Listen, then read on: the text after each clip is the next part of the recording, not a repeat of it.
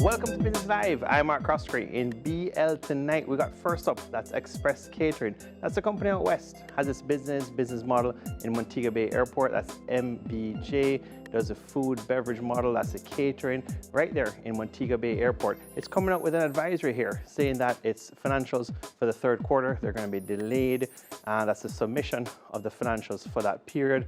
What they're saying there, and this is for the February 28th, 2021 period, it's as a result of the challenges being faced with the COVID-19 and the operational challenges, as well as what happens with the results. Next up tonight, we got PanJam Investments here.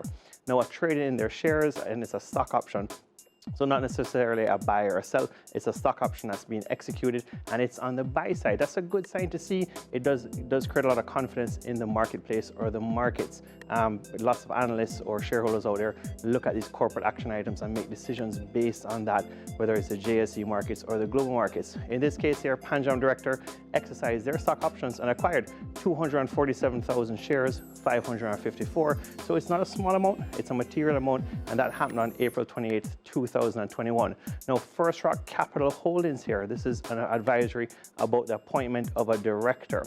Now, this is Miss Natalie Augustine, well-known attorney professional within the Caribbean. So she was appointed as a member of the audit committee and the board of directors of FirstRock Capital Holdings, actually today, April 29th, 2021.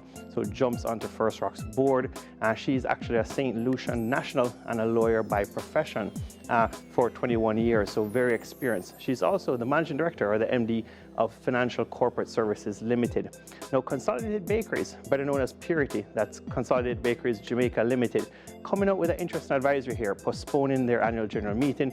Should have been yesterday, April 28th, 2021. Very late advisory, postponing the AGM on the date of the AGM. So interesting tidbit there.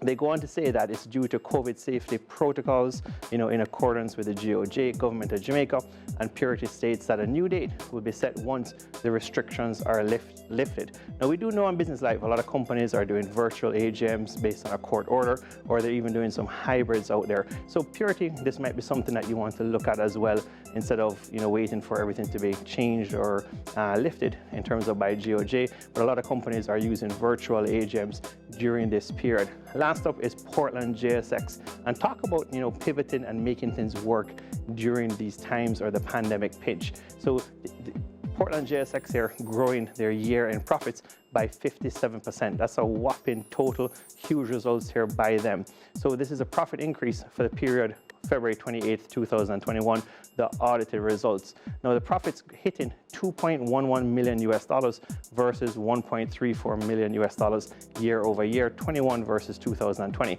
Now, total assets, another key metric, jumping to $31.55 million for the year in February 2021. I'm Mark Croskery. This is Business Live.